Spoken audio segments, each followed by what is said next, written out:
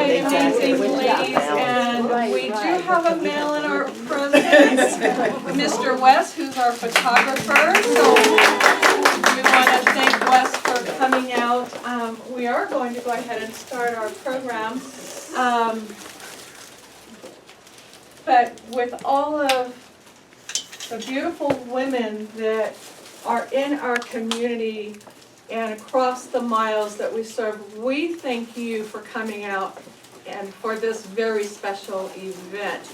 And what I'd like to share with you is that, you know, there's so many of us that, or of you, who have been so accomplished in your walk. And as we move together with the women uniting and coming together and networking, we are truly blessed that you're able to be here. But for today's honoree and the woman of the hour, I would like to introduce to you my sister, my best friend, and now the new author of her book, Unlock Your Power by Dr. Kim Barber.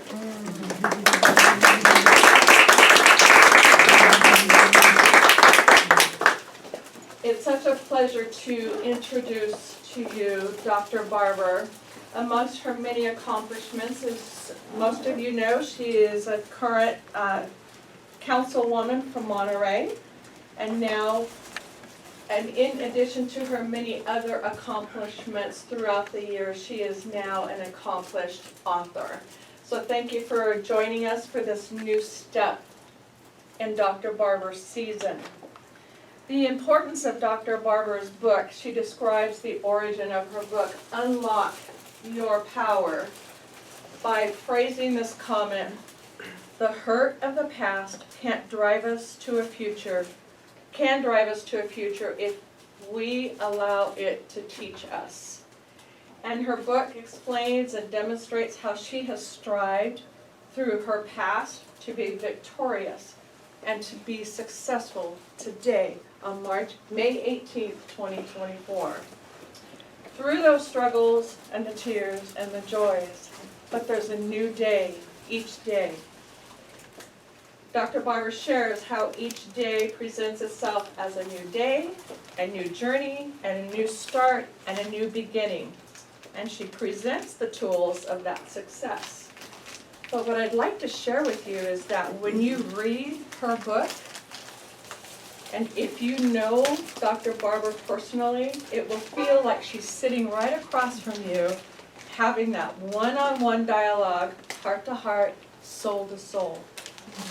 And I don't know too many authors that can penetrate our spirits and our souls as well as and personable as Dr. Barber can. But I don't want to give away her book. I want you to buy it, and I want you to get the feel for yourself. So I want to now introduce the woman of the hour, Dr. Kim Barber, author of Unlock Your Power. Thank you. Oh my goodness, this is amazing. I'm so grateful to each and every one of you who are in this room, and to those who will be watching the video later on. I'm grateful to so many. Some are from the East Coast and couldn't make it here, but I am so grateful for this moment. You have no idea what it means to have you here in this place. So if I cry, it's understand. That's why it's just the girls here today, right? That you can understand. It's like birthing the book. And so you know, if you know anything about birthing, you know about the labor pains. And so this truly has been birthed. And I'll talk a little bit more about it, but it's been birthed for a decade coming. Even though I worked on it for 2 to 3 years and COVID interrupted it, so it was one of those things where you had to really keep pushing because I was in the midst of working on the book before COVID, and then when COVID happened, a lot of other things had to take precedence. But I really applaud you women who are in here as powerful women, and I look at you and have such great admiration and respect for you, who you are in my life, and who you are in many others. So I welcome you and I thank you for all that you do, not only today, but every day. So thank you, and I want you to know that it means a lot that you took time out of your Saturday to help me to celebrate women, because that's what this book's about, uplifting and celebrating women nationally and internationally. And that's important to me, that we all come together as one. So welcome and thank you for being here. So I'm going to try to keep it together as we go through this. Now, basically, what we're going to do, just give you an idea, and you know this is informal, right? You know this, because I know all of you, so this is all good. We're going to have the inspiration behind the book, which I'll talk about now, and then we'll go into the journey of the writing and publishing just a little bit. The importance of empowering women. I'll tell you why this book. And then I'll read a little excerpt from the book. And then we'll have questions and answers. But before that, I would like to just quickly have, and I don't know for those of you who are not aware, that the foreword in this book is written by supervisor. She's got another role that she knows nothing about. Uh-oh, sorry. But she has so many roles and hats. But our newly elected supervisor, Kate Daniels. And so this foreword is written by her. So if you will indulge me to have her just to say a few words of how that even, just whatever's on her heart.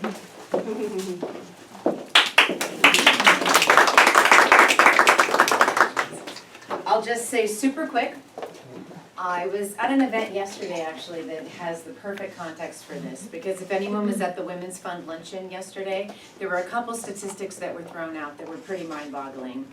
50% of all the businesses in the United States today are owned by women. Wow. Second statistic was that women's businesses are 10% more successful than businesses owned by men. 10%, okay. Let me give you the second statistic that goes on along with that statistic. Women's businesses, on average, are 10% more successful than businesses run by men, and they've only had 50% of the capital investment. Oh, wow. So with half the amount of money, women's businesses are 10% more successful. And so how is that possible? You know, what is it? What I loved about Kim's book is that on the one hand, you get these tidbits of her life. Like Kim must have been just keeping track of all of the things she learned as she reinvented herself over and over throughout her lifetime. She kept track, she kept note of the lessons that she learned along the way. And when I was asked to write the foreword, I was right in the midst of doing something that I could have so easily said, forget about it, somebody else do it. I'm not going to do it. And instead, I did dive into the unknown and do something that was very difficult, which was run for office. And I did it as a woman, which means all the other things we carry, right? Everything else that we carry as women. So what's really wonderful about this book is Kim helps us see, as women, all the tools that are at our disposal to move forward and to succeed. So with that, we're in the midst of a very special woman, and we're so lucky that she put it all on paper, so we can learn from it. So thank you, Kim. Thank you for indulging me on that. She just was so awesome in being able to write the foreword, because, I mean, she was in the middle of a camp. She was starting a campaign, right? Let me add another thing to your plate, right? And so I said, but if you can't do it, I understand, no problem. And so when she said yes, I knew that she wasn't going to just write something. I knew that she was going to read through it, and then she was going to meet with it. I mean, we met. It wasn't like she just wrote something. She read the book, but we met and we had an interview. I got interviewed. Okay? It wasn't just write the book. I got interviewed. Let me see if I want to write this, right? But I love it because I knew it was genuine. It was coming from her heart. So I really appreciate that. And she's right. A lot of the things that you're hearing and the inspiration behind the book came from my experiences and travels, right? So most of you know I'm from the East Coast originally, and now, of course, West Coast is my home in California, Monterey, and I love it. There's been so many things through the struggles and the challenges and the things of being a woman, and let alone a woman of color, of what things that we have to go through every day to be able to meet what that purpose is of why we're here on this earth. And so I love helping people. I love helping people from the beginning, even from the start. And one of the things I want to make sure, you know, I found that many other women were doing great things too, right? But that they had so many other things on their plate. They had so many challenges that were thrown at them. And they were still supposed to perform greatly. But even after they performed greatly, they still weren't awarded. They weren't rewarded. So I thought that was important. But as women, sometimes we forget about ourselves because we're doing so much for everybody else. And we forget that. But as women, because of that, I wanted to write this book to celebrate women, to support other women. Right? So as Maya Angelou says, each time a woman stands up for herself without knowing it possibly, without claiming it, she stands up for all women. So I feel this is me standing up for not only myself, but for all women everywhere. That's important to me. And so that's the inspiration behind the book, to be able to support women. That this doesn't become just a book that you read, but a workbook. And you'll see what I mean when you start to read it. That it becomes something that you can be able to go back to and looking at and be encouraged and to share and support another woman. See, that's my thing. It's not about, okay, yeah, you're out here supporting me, thank you, but I want you to turn around and be able to read the book to support somebody else. And that person supports somebody else. Continue to pay that forward. Because too many times I read in the newspapers, look on TV, where women are not supporting each other. And it's a disgrace. We have to fight enough. You know, in a patriarchal world, we don't need to be fighting amongst ourselves. So we have to find a better way to support each other as we move forward. And everybody's journey is different, but to be able to respect and support them in their journey of where they are and where they need to go. And to understand that we all have a purpose, no matter what it is. Because I tell people, you know, the CFO, and you'll read about that in the book, is the chief female officer. That's what CFO is, okay? That's when people tell you about, you know, you talk to people now, tell them you're the CFO. And they're going to look at you and say, CFO? You're in business now? Say, yes, CFO, chief female officer, that's me. I'm in charge. Wherever I plant my feet, that's where I am. I'm in charge, right? So we have to start supporting each other. And I talk about the importance of being able to empower women. It's for a lot of the reasons why I just mentioned. I feel that, you know, a lot of times, and I want to read this specifically, because it says, I can say it's important to empower women because empowering women is important for the health, social, and economic development of all communities everywhere, which is true. I could say that, right? But I feel it's more important to empower women to support other women to impact change. Yeah. We feel more confident. We start to believe in our own power, and we feel more equipped to take on new challenges when we have the confidence and the power that's within us. This is not to suggest that empowering women is to disempower men, because it's a patriarchal society. But it is to have an advocacy to be able to uplift women, because we need to be uplifted. So like I tell people, it doesn't take away from who a man is. I'm advocating and uplifting women. So that's very important for us to understand, that as we move forward, it doesn't take away, and that people need to understand that as well. No matter what your position is, no matter what you're doing in this world, what you are doing in your power, in your light, it's shining, does not take away from anyone else, because we all have a separate journey. Keep shining your light. Keep shining your light. It's imperative that we do. So I'm going to actually read an excerpt now from the book. I told you guys I'm going to make this quick and to the point so that you have time for questions. And I will be reading from Key 6. harnessing your power. So I start by saying, knowledge is potential power, but knowledge with action is real power. There's nothing more exciting to watch than when a woman knows her power. We as women have that unique ability to turn heads when we walk in a room, to lead successful teams to victory, to make a way out of no way, all while holding down the fort at home, sometimes alone. As women, our instincts are unmatched. We have a natural ability to multitask, negotiate, and change hearts and minds. If a woman has confidence, you can see it. There is something that moves people when you walk with confidence. When you are confident, you have nothing to prove. You don't need validation. Your nonverbals speak louder than your expressions. We can express all things through all these things and more if we understand our power and what it can do. Up until now, I've provided several keys, and of course you guys don't know those keys yet, but it's okay, you will, to help build your self-esteem, discover your gifts, unpack demons, deal with haters, and manage perfection. Now you have to learn how to move them into action. You may be thinking you are not ready, but you have everything it takes to win and win big. You have to shift your position from the back of the line to the leader of the pack.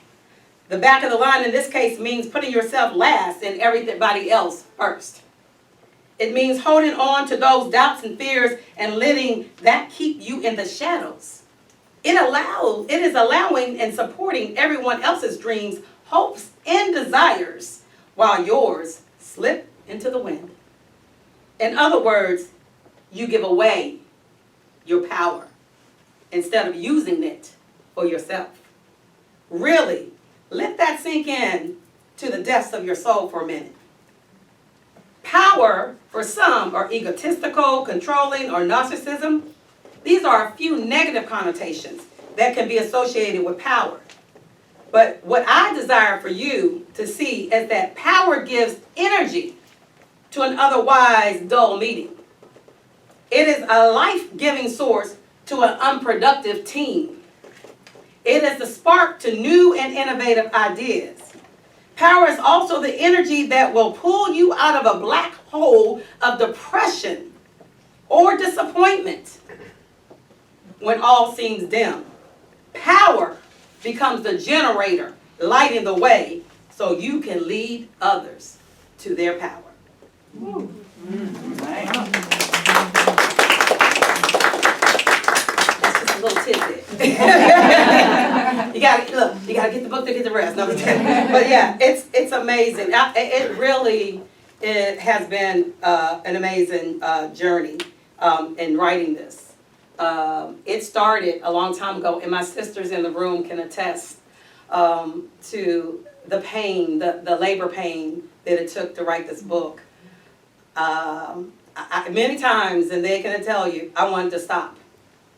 Yes.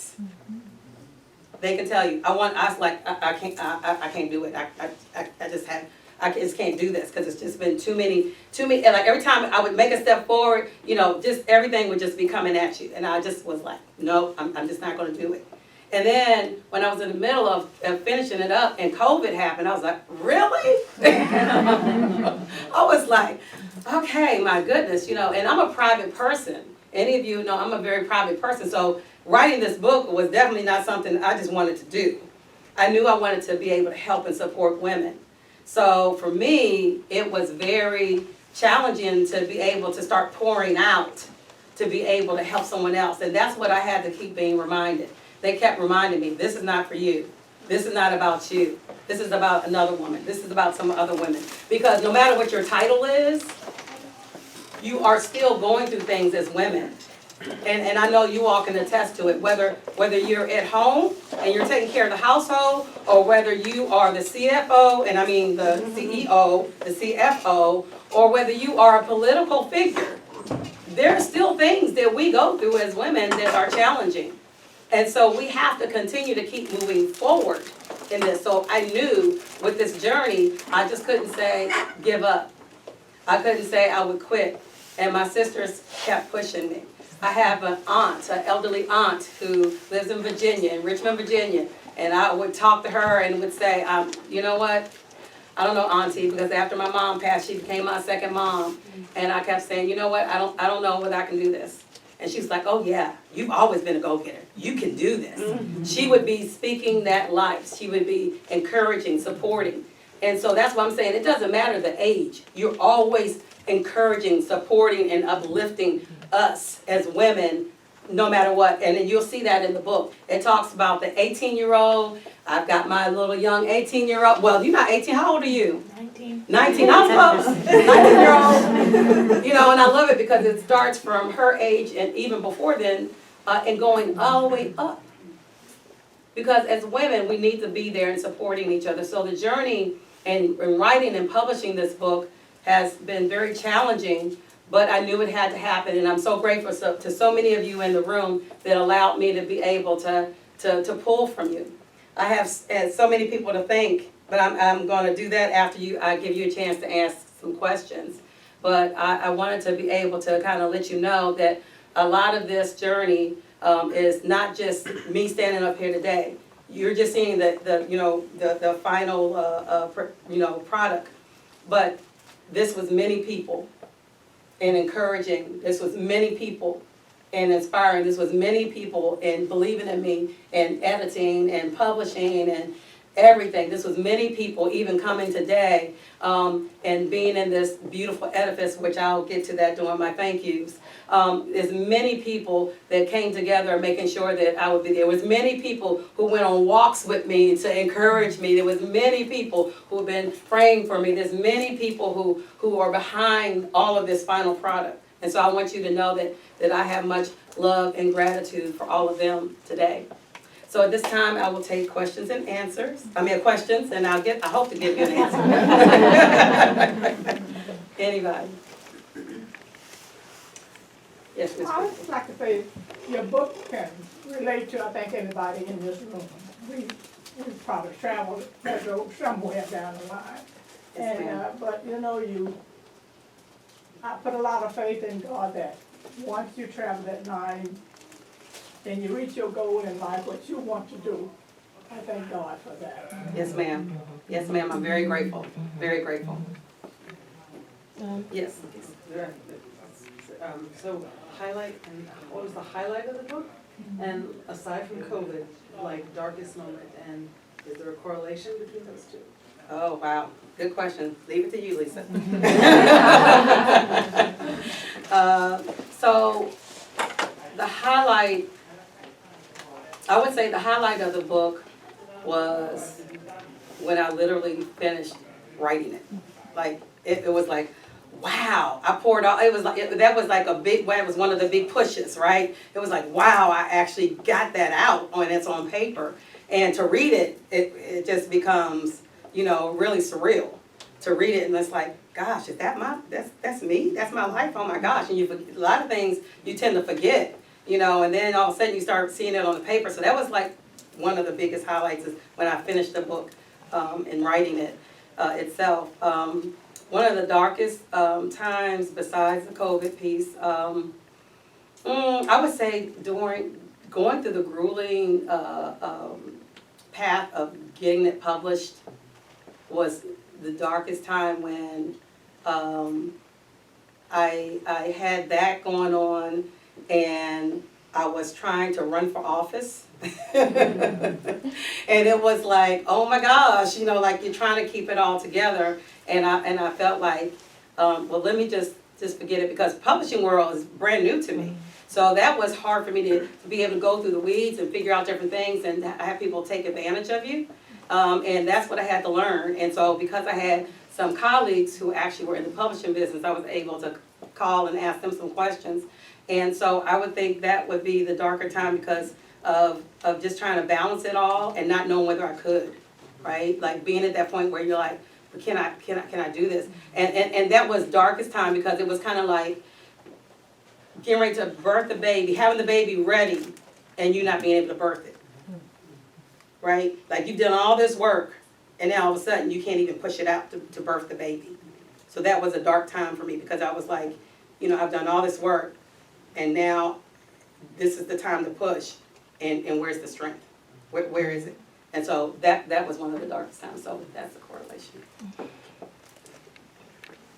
What was your writing process? Was this a linear creation, or did you, how did it come together? It was crazy, that's what it was. It was crazy, I was like, as you all know, I'm a PhD, so I went through my dissertation and doctorate, and I thought that was rough. Which it was, don't get me wrong, it was rough. But I had no idea how many edits the editors make you go through.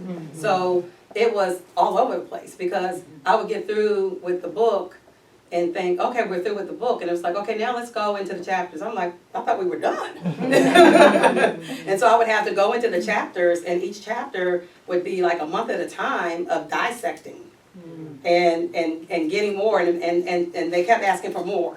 We need more of this. What do you mean by this? What do you mean by that? And I'm like, okay, so they were great.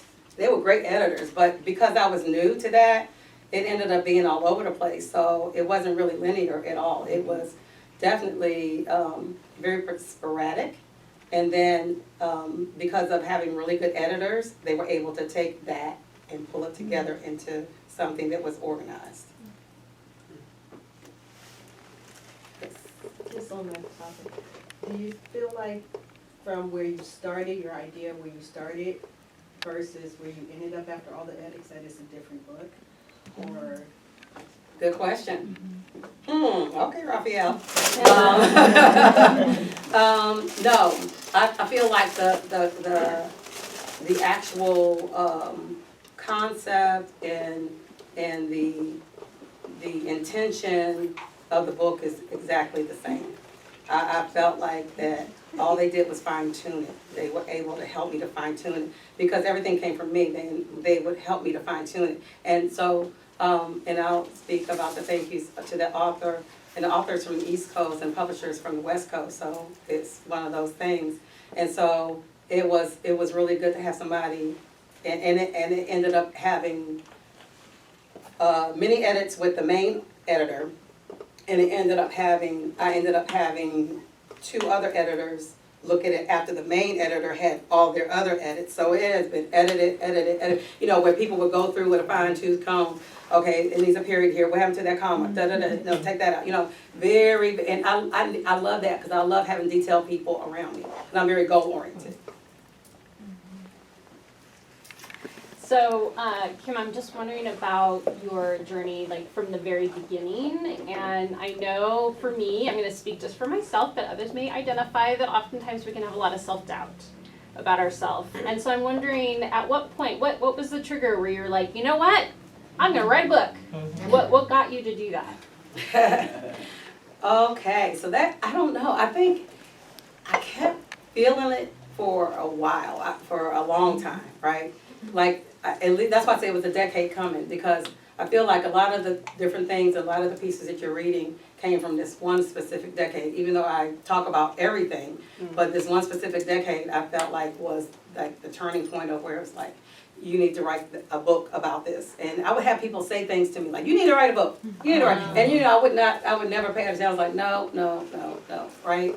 And so I think during the course of time, I got to the point where I just started really getting pricked about, you're always uplifting and wanting to help women, and you have so much that you have, been through and learned that you need to share this. You can't just keep this to yourself, and you can't just talk to other people and think it's going to get to everywhere. And my whole thing was, I always had a love for international, so, because even with my master's is in international business.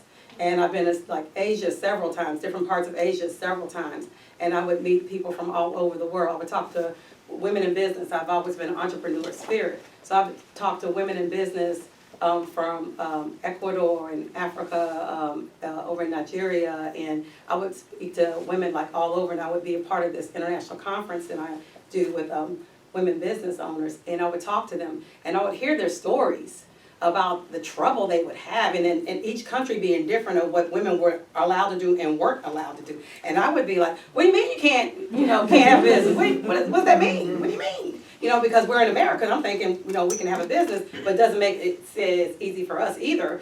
But they had even more hurdles, right? And so, and to see a woman trying to, you know, provide for her family, and the only way she could do it is through a business, because in her country, you could only go to either teach or you could help as a nurse. You couldn't do anything else. And so she said that's not what she wanted to do, and this is what she wanted to do. And they wouldn't help her, they didn't have any type of resources, funds, anything. So I would just hear the different plights that a lot of women internationally were going through, and I knew the plights that we in America were going through.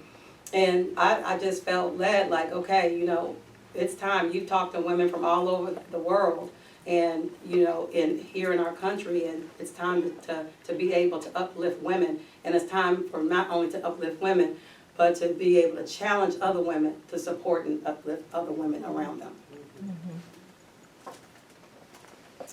Any other questions? I think you're a superwoman, first of all. When I heard you publish a book, and I knew you just won a city council of Monterey, I'm like, how in the world does she do that? And you have the Kim Talks, and I was like, wow, so you're a superwoman to me.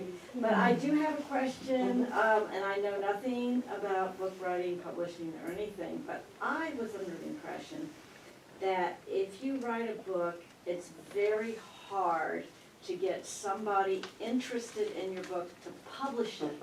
Did you get a lot of no's before you got a yes? Oh, yeah. I think, I mean, I have more no's. I can plaster my wall with the no's I received. That's why I said that was a very frustrating journey, like I was sharing earlier, because I felt like I did all this work and got to this point, and I can't even birth this book out. And so, yeah, I got tons of no's. And then I would get, you know, something from a well-known publisher, but it would be like a hybrid. I didn't even know what that was. They was like, we'd like to offer you a hybrid contract. I was like, what's that? And so I had to call a friend and ask, what's a hybrid contract? So it's kind of like where, for new authors, because, you know, you don't have a book out yet. Now, if you already have a book, then they offer you the full contract. But for new authors, they offer you the hybrid. And so you would still have to pay money towards it, but they would actually produce it and market it. And so then I was like, well, what about the quality and all of that? So I had some publisher friends, I asked them about them, and they said, no, that quality of that particular house is horrible. And it was like, you want to make sure your first book is good quality. I was like, okay, so I turned them down. And I was sad because I was thinking, well, that's the only bite I've had. You know, you just kind of want to be like, okay, I'll just, yes. And it was like, nope, you got to be patient. And that's one of the things I learned is patience. Wow. So I waited over a year. And then I was going into my second year, and I waited, and I was almost about to, as my sisters can tell you, say, you know what? I'm not going to get this book published anymore. I'm just not going to do it, you know. And my sisters were like, nope. You gotta keep going. The right person, the right thing will happen. And I was like, oh, okay. And I ended up meeting a publisher through my campaign. So you see how things connect, and you don't even know why they're connecting. Like, I met a publisher through my campaign that was on the West Coast. I had no idea there was a publisher. And I was just talking with them, dealing with the campaign. And then they were telling me about what they do.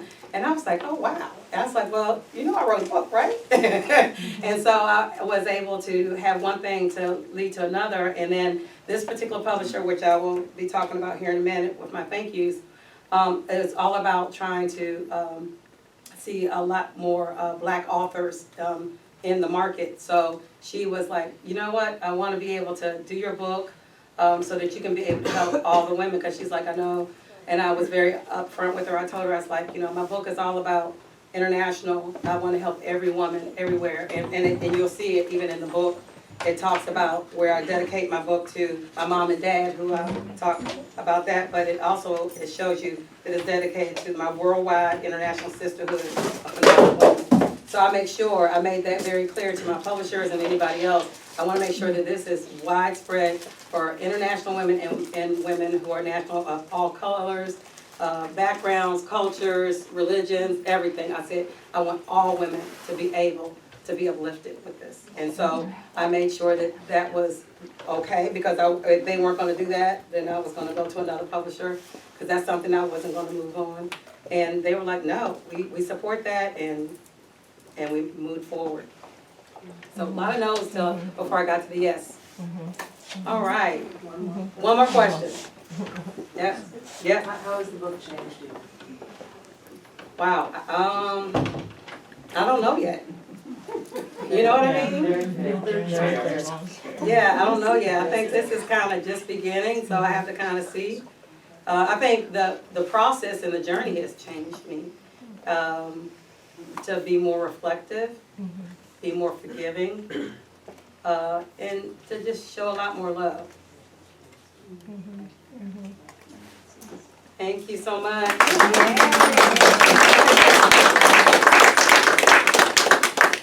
So now, for the last part, before you guys can mingle and I can sign books, is I have to do my special thank yous, okay? So just bear with me. First, thanking God, I'm very grateful. My mom and dad, who are in heaven now, and my elderly aunt, I told you about, my Aunt Annette. She's always been there. Also, I'd like to thank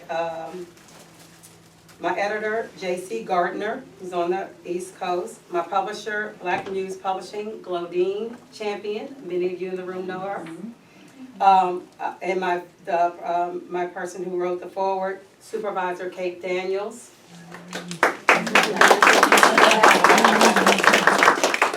My course creator, coming soon, Anita Crawley.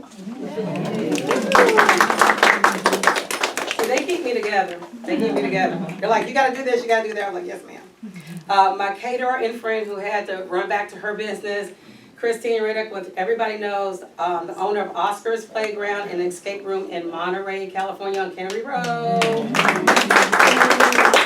Wonderful sisters. And the venue, Eddie's Art Haven. Eddie, the artist. Where's Eddie? She's out there. Okay. Yay, Eddie! She's like, what are they doing? What are they doing? And this is an Eddie design. That's an Eddie design. And many of you have Eddie designs in your bag. All sorts of, look, Nancy's getting her Eddie design out. She's like, I got my Eddie design out. Look at that. So let's give a hand for the Eddie design. And that's important. As you noticed, everything was very specific and very intentional, uplifting women, right? Even at the venue, uplifting women with our business. My encouragers, and my helpers for today, before I get to my encouragers, my helpers for today, of course, my sisters, Maya DeRosa, Regina Jones, Eddie, of course, and Christina, who was here earlier. And to my encouragers, my husband, James Sr., my sons, James Jr. and Dominique, who called me early this morning because they're at a graduation on the other coast, and the other one's in San Diego. Called me early this morning, just, wishing me well.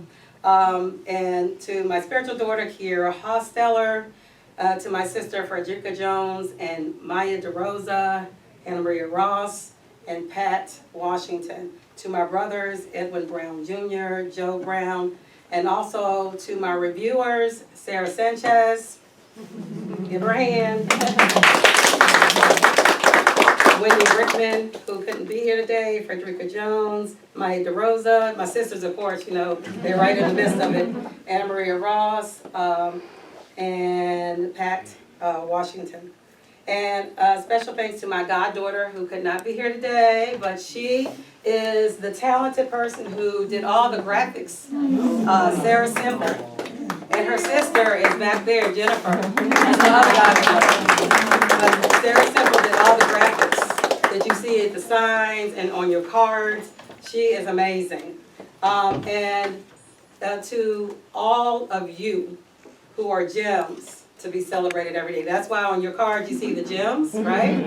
Are all the cards out? Yes. Is the purple card, the purple one out? The dark purple? Yes. okay? Who has dark purple? The dark, No, that's a clear. dark, Somebody has dark purple. Who has a dark purple? No, that's a dark pink. purple, not It's a a dark, magenta. it's a dark The color purple. of the gem. The color of the gem, it's a dark purple. Look on your cards. Somebody has a dark purple on the There gem. you go. Dark purple, the winner. I thought she walked in last tonight. Come on up here. Oh my God, she walked in last, guys. Isn't that awesome? Let's congratulate her, oh my gosh.